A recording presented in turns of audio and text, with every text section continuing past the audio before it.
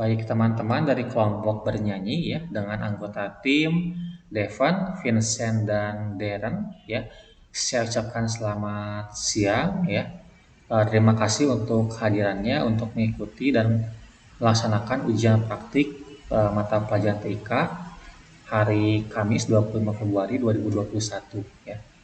Jadi untuk teknis atau urutan ujian praktiknya teman-teman ya sama seperti kelompok-kelompok sebelumnya sudah tampil. Teman-teman saya kasih waktu sebanyak maksimal 20 menit untuk mempresentasikan hasil idenya dan juga mendemokan prototipe yang telah dibuat di platform Figma ya seperti itu. Nanti untuk urutan penampilannya seperti ini, teman-teman silakan buka dulu presentasinya ya. Dibuka, ucapkan salam seperti biasa. Kemudian memperkenalkan anggota tim dan juga idenya apa ya, seperti itu. Baru dilanjutkan dengan pemaparan materi dari masing-masing anggota tim. Nah, untuk anggota tim yang kebagian untuk memaparkan materi, ya, silakan untuk mengaktifkan kameranya selama sedang menjelaskan, ya. Kalau sudah selesai menjelaskan, kameranya ditutup lagi aja, seperti itu.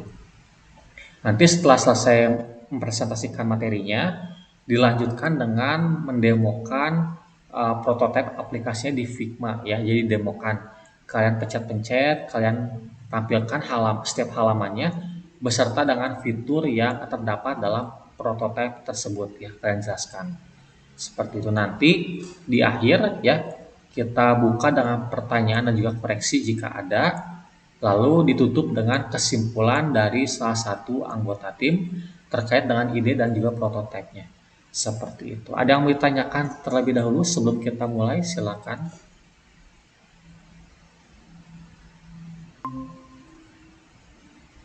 Enggak sih Pak, Aman, udah. aman. Aman? Oke, kalau aman, silakan dilanjutkan. Waktunya dimulai dari sekarang untuk kelompok bernyanyi mempresentasikan ide dan juga hasil pekerjaannya. Silakan. Pan PPT, Pan. Tampilin PPT-nya.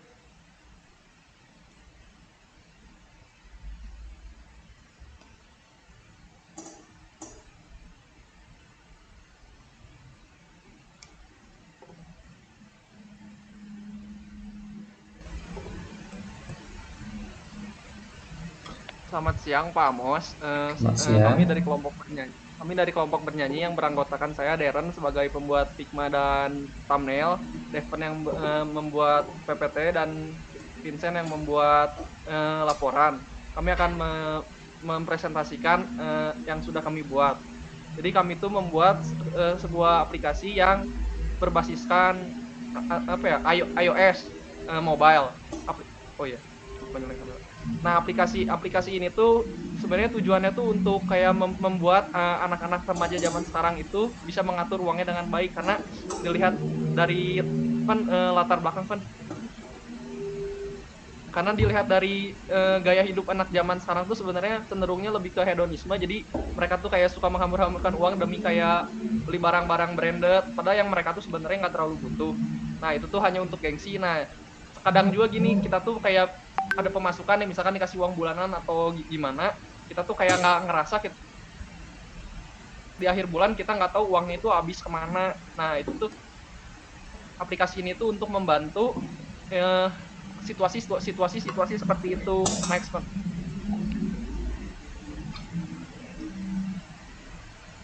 Next. Boleh di Nah ini tuh ada rumusan masalahnya tuh. Yang mohon maaf, pertama tuh boleh dibikin ya. full screen dulu untuk presentasinya. Oh ya, full screen, Bentar Pak, ini Dipencet presentasikan di atas. iya bentar, tadi udah dicobain nggak bisa terus Pak, gagal kan. Nah, sih. Nah, latar belakang tuh yang tadi saya jelaskan. Jadi sifat hedonisme anak zaman sekarang yang cenderung suka menghambur-hamburkan uang, dan mereka tuh ntar di akhir bulan kayak nggak sadar gitu uang itu pada kemana, tahu-tahu udah habis aja, nggak terkontrol si uangnya. Next. Nah, rumusan masalah apa? Nah, rumusan masalah itu ini yang pertama tuh cepat habisnya uang bulanan atau mingguan, terserah. Nah, itu.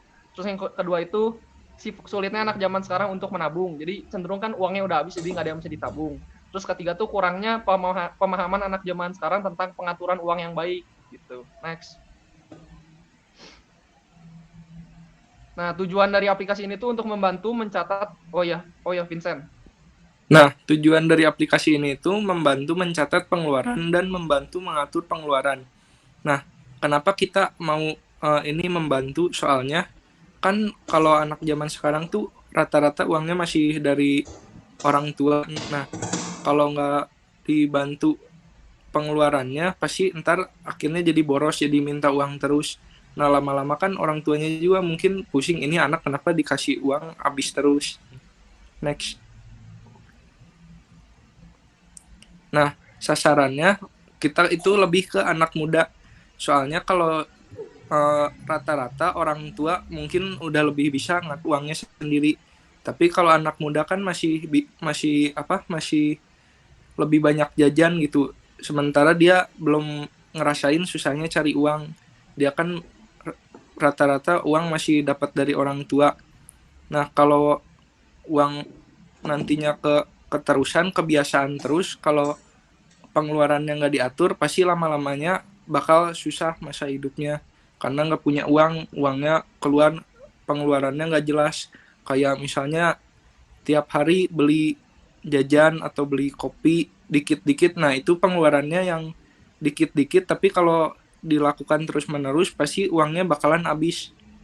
Jadi harus diatur pengeluarannya. Karena kalau pengeluaran yang gitu-gitu tuh biasanya nggak kerasa, soalnya dikit-dikit tapi lama-lama kan habis juga uangnya kalau dipakai terus-menerus. Next pen. Nah, analisis masalahnya. Nah, kurangnya pemahaman anak zaman sekarang tentang money management. Anak zaman sekarang itu lebih kemakan gengsi daripada buat nabung. Jadi misalnya teman-temannya beli apa, pasti dia ada pengen ikutan beli juga. Nah, jadi dia akhirnya beli dikit-dikit, beli barang. Nah, jadi pengaturan uangnya itu tuh kurang. Nah, jadi si anak itu tuh lebih boros. Jadi uangnya cepat habis dan nggak tahu kemana. Next.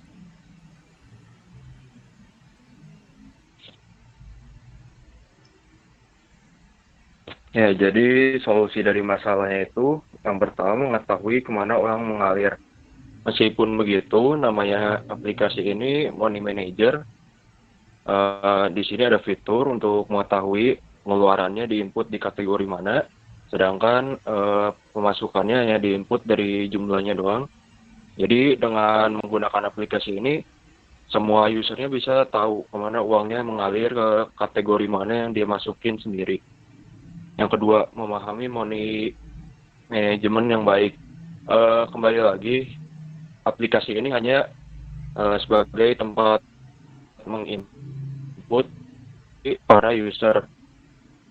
Manage money di sini kembali ke sikap usernya sendiri. Bagaimana dia mau mengatur uangnya dengan baik atau tidak. Aplikasi ini hanya memberitahu, mengingatkan dia kemana saja duitnya mengalir.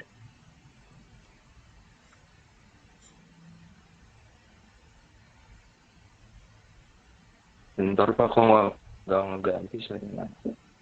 Di sana chart-nya tujuan konsumen kita yang utamanya dari gaya hedonisme anak zaman sekarang, di mana terdapat kurangnya pemahaman anak zaman sekarang tentang money management. Jadi kembali lagi, sebelum menggunakan aplikasi ini, sikap si penggunanya dulu yang harus diperhatikan. Bagaimana dia harus memikirkan tentang mau dikemanakan duitnya itu, mau dipakai apa sesuai dengan pemasukan. Misalnya pemasukannya 1 juta, ya dia harus mengerti sendiri pengeluaran yang diperlukan itu tidak boleh sama dengan orang yang pemasukannya lebih besar. Lalu untuk peralatannya sendiri dihadirkan agar smartphone yang selalu anak zaman sekarang bawa kemana-mana itu bisa dipakai kapanpun dan dimanapun, sehingga mereka bisa menginput kapanpun mereka dapat pemasukan dan setiap pengeluaran menurut kategorinya. Lalu dari situ kita muncullah ide untuk membuat aplikasi smartphone yang bisa mengatur keuangan dengan UI yang simple sehingga mudah untuk digunakan. seperti tujuan pasarnya itu, yaitu yang utamanya dari anak zaman sekarang, di mana mereka suka hal yang simple, mereka hanya ingin masukkan pemasukan dan pengeluaran secara kategori, tidak lebih. Lalu di sini ada beberapa contoh user interface-nya. Di sini ada menu utamanya, yaitu menunjukkan ada jumlah saldonya di sana. Ada menu untuk mencatat pemasukan, pengeluaran, serta menu untuk masuk ke pengaturan, serta ada laporannya. Yang kedua ada contoh dari saat kita menginput pengeluaran. Yang gambar ketiga ada contoh output dari output laporan tentang pengeluaran kita. Di sana ada sebuah chart menunjukkan persentase kebanyakan kategori yang usernya sendiri masukkan. Sekian untuk presentasinya. Selanjutnya kita akan melihat ke hikmahnya dulu.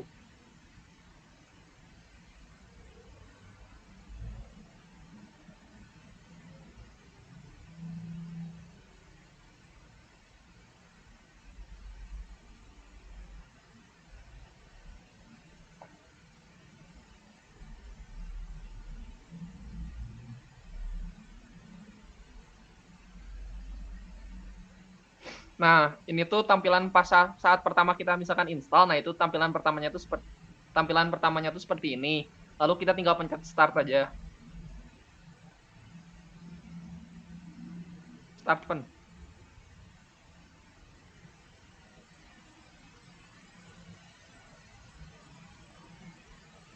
Nah, saat kita pencet start itu dia akan langsung masuk ke menu utama. Nah, kenapa ini kan nggak aplikasinya bersifatnya offline, jadi nggak akan ada kayak si sign in with Google atau Facebook dan lain-lain.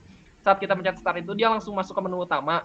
Nah, di menu utama ini tuh ada 4 tombol. Nah, sama ada satu kayak untuk menampilkan saldo kita. Nah, jadi cara kerjanya tuh gini.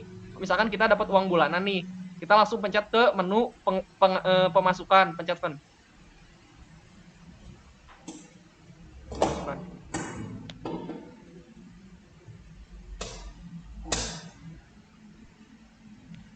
Nah, saat kita pencet ke menu pemasukan itu, ntar langsung akan muncul tuh kayak kita masukin misalkan pemasukan kita 1 juta, kita tinggal pencet 1 juta, terus kita pencet tombol si yang centang hijau. Tapi kalau kita misalkan salah input, kita tinggal pencet centang merah. Tapi misalkan ceritanya kita udah input nih, kita tinggal pencet centang hijau aja. Tapi kalau kita batal mau input, ya udah tinggal dikosongin, terus tinggal pencet centang hijau, dia nggak akan ke input. Nah, udah pencet centang hijau, dia akan balik ke main menu, terus dia akan langsung ngubah si saldo yang di atas itu. Nah, itu tuh kayak sisa uang kita lah, uang kita masih ada sisa berapa. Terus misalkan kita ke mall gitu belanja atau jajan gitu, kita akan pasti ngeluarin uang dong, entah itu buat beli kopi, jajan baju atau lain-lain. Nah, kita tuh inputnya di pengeluaran, pencet pengeluaran. Nah, di pengeluaran itu tuh kita tuh kurang lebih mirip kayak tadi, cuman ada satu menu lagi, yaitu kategori. Nah, di kategori ini tuh dia akan kayak misalkan kita pengeluarannya tuh untuk beli makan gitu ya.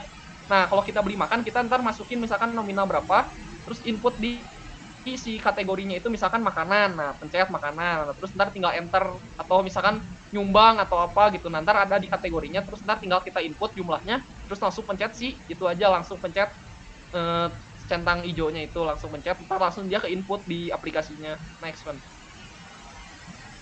Nah, terus yang ketiga itu ada menu pengaturan. Sebenarnya kalau menu ini mah nggak terlalu penting sih, cuman kayak misalkan pencet pen. Misalkan kayak kita mau mengubah kayak mata uangnya dari rupiah ke dolar, terus mengubah kayak jenis chartnya, grafiknya, sama ya kayak gitulah, kurang lebih sama tema aplikasinya gitu. Nah, terus ya udah ini mah tinggal kita bisa ubah-ubah, terus ntar tinggal pencet apply, langsung dia ke apply ke aplikasinya. Next pen. Nah, terus yang terakhir itu kalau kita misalkan mau melihat uang kita tuh sebenarnya kemana sih, kita tinggal pencet ke laporan aja, pencet laporan. Nah, di menu ini tuh akan menampilkan kayak misalkan ada diagramnya, terus di diagram ini tuh ntar yang tadi kita udah input pengeluaran itu akan ada kategori-kategorinya tuh. Nah, si kategori itu tuh ntar bakal kecatat, terus bakal menampilkan dalam bentuk grafik. Misalkan kita pengeluaran untuk makanan berapa persen, untuk ini berapa persen. Nah, ada di grafik itu. Nah, terus di bawah itu juga bakal ada kayak catatannya gitu, misalkan pada tanggal segini beli apa, tanggal segini beli apa, ada tanggal sama harga, ada nominalnya gitu-gitu. Nah, udah sih seperti itu. Terus kalau misalkan itu ya udah tinggal back. Nah, seperti itu. Terima kasih, Pak. Oke, terima kasih Darren, Devon, dan juga Vincent ya untuk demo aplikasinya. Mungkin lebih ke masukan ya, bukan koreksi. Coba ditampilkan ke halaman yang input saldo dulu. Nah, ini untuk input saldo atau input masukan ya. Itu kan ada dua tombol ya, tombol merah atau hijau. Merah itu berarti katakanlah tadi buat menghapus nominal jika salah. Kalau misalnya nominalnya 0 berarti tinggal isi 0 lalu pencet tombol hijau ya, seperti itu. Nah, itu sebenarnya akan membuat user menjadi lebih bingung. Kenapa? Karena biasanya kalau ada tombol bertuliskan X itu, dia tujuannya kalau nggak batal, ya berarti cancel. Berarti ketika kita pencet merah harusnya dia ya udah otomatis nggak diinput saldonya dan kembali ke halaman sebelumnya gitu. Jadi bukan kalau mau pengen hapus nominal yang salah harusnya di keyboardnya ditampilkan keyboard untuk backspace, bukan lagi tombol cancel tapi backspace. Jadi untuk mengkoreksi nilai yang diinputkan pada kolom harusnya. Jadi kalau kolom merah tombol merah ini tombol merah dipakai buat cancel atau batal harusnya. Lebih bagusnya seperti itu. Itu yang pertama masukannya. Yang kedua, coba kembali ke halaman home. Kemudian ke pengeluaran.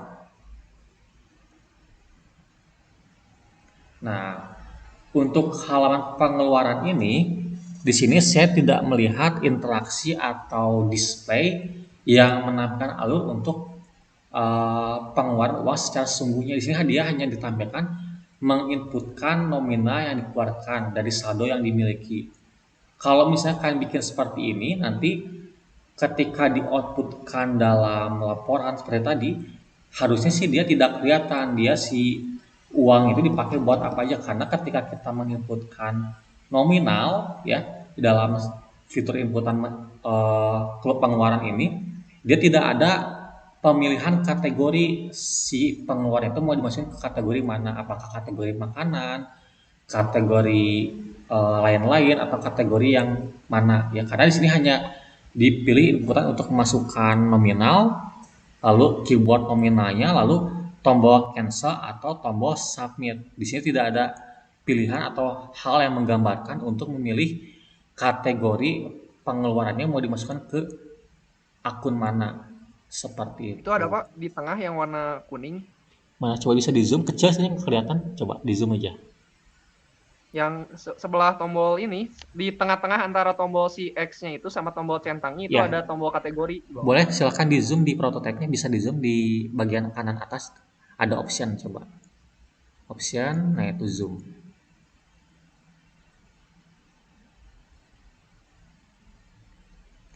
Atau pencet CTRL terus di scroll layarnya, di scroll ke atas. Iya, aku nggak bisa. Iya, udah nggak bisa cuman. Oke, nah saya tuh kalau saya lihat jadi salah sangka karena kurang kelihatan. Harusnya kalau buat bikin kategori kayak gitu, nah kategorinya jangan disimpan di bawah gitu. Bagusnya disimpan setelah kalian menginputkan nominal. Jadi bentuknya combo box atau kotak pemilihan, drop down bentuknya. Jadi disimpan di bawah kolom nominal. Jadi ketika setelah si user menginputkan nominal, dia tinggal pilih nominalnya itu atau pengeluaran itu dimasukin ke kategori mana. Bagusnya seperti itu kalau menurut saya ya, masukannya itu. Kemudian Makasih, Pak. coba lihat lagi ke halaman yang laporan.